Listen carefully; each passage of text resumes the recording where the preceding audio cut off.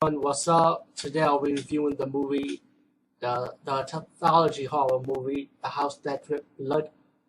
I almost got my crown taken away just now because I like to review a lot of good anthology horror movies, as much as I could though, the ones that I like mostly.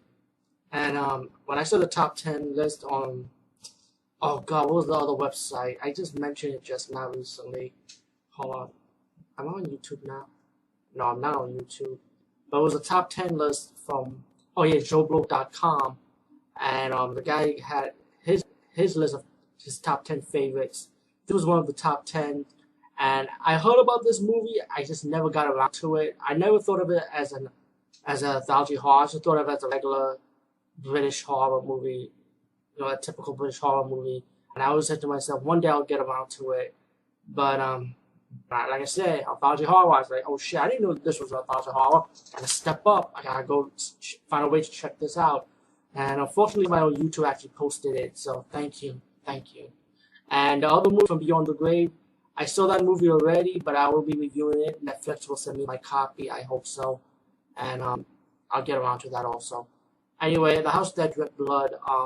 Damn, I wish I saw this movie a long time ago when I had an opportunity. When I finally realized what it was. Very good anthology horror. The movie starts out with this police detective, and he has to end up talking to one guy. The guy that like owned the house, something like he's like a real estate agent. Like he tells a story about these different victims that stays in this house and they end up dying. Like this house is supposed to be cursed or something.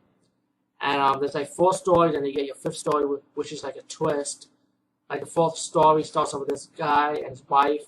And he's like a book writer, and he mentioned that he has this character in his head, that he's like a murderer, and then the guy starts seeing this character, and he's like going crazy because he's like it haunts him, And I'm trying to do not to do too much spoilers for the stories, but then we got the 2nd story, which is the icon Peter Cushing.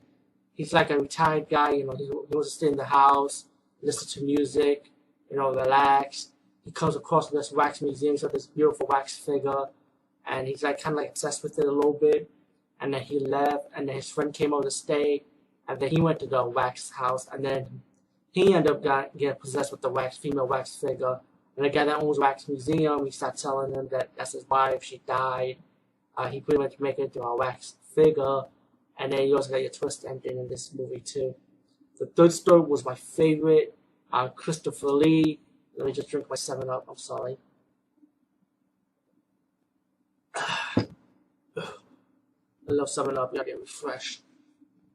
The 3rd story was my favorite because I like Christopher Lee, man. He's like fucking awesome. Peter Cushing too, but I like Christopher Lee much more. And him and his daughter move into this house, and he started mentioning stories, when he had a school teacher to teach his daughter to be homeschooled, and he doesn't want his daughter to be around with people. He kept her like in the house mostly. Also, the teacher comes in, starts teaching her, showing her, taking her outside. And there was a story that Christopher Lee mentioned that when she was born, she doesn't know who her mother is. Her mother died before she was ever got to see her when she grows up.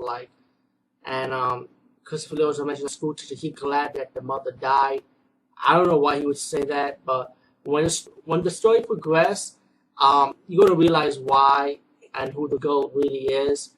And I think I know the story behind that because they never revealed the flashback of who the mother was or nothing, but it gave you an idea who the mother was anyway. I mean, when you watch a lot of horror movies, you can pick things out.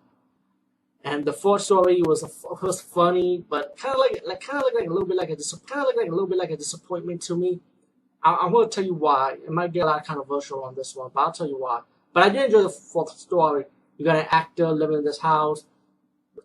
He's doing a movie, like a horror movie. He plays a vampire. He goes to buy this cloak, and when he puts on the cloak, he turns into a vampire because of the cloak. And then you get to the story when Ingrid Pitt ended up putting on the cloak. I'm going to spoil a little bit from this one, too. I'm going to spoil this one. She becomes a vampire. You can take a guess what the ending is. And then you get and I want to say why I was disappointed because I like Ingrid Pitt. Ingrid Pitt is like one of my favorite female actresses. when it comes to horror genre, and she's like one of my favorite scream queens, so she's also an icon. But I just felt like they kind of use her so much more in this little story. Like her character to me, they made her look laughable in it. I didn't like her to be laughable. I like her to be like strong and bold when it comes to horror movies, in my opinion. You know what I'm saying? It's like I didn't like how they portray her in this one. I think she could have been just so much stronger and so much better in this one.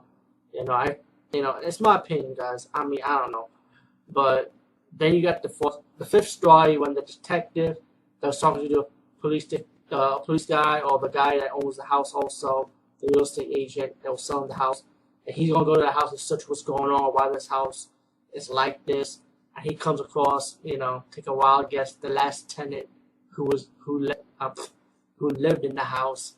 I don't want to ruin that part. You just take a wild guess, but then you got the other ending when the guy starts saying that the real estate agent comes out the end, starts saying that about the house, how it reflects you, whoever stays in the house, and then explain why the house was evil.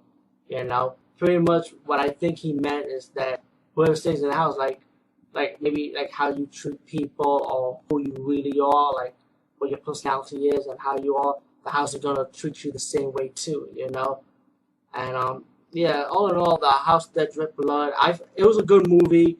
I like Ingrid Pitt, but I just felt like she could have been so much more in this one, in my opinion. But besides that, good movie, and I'll definitely own it on DVD.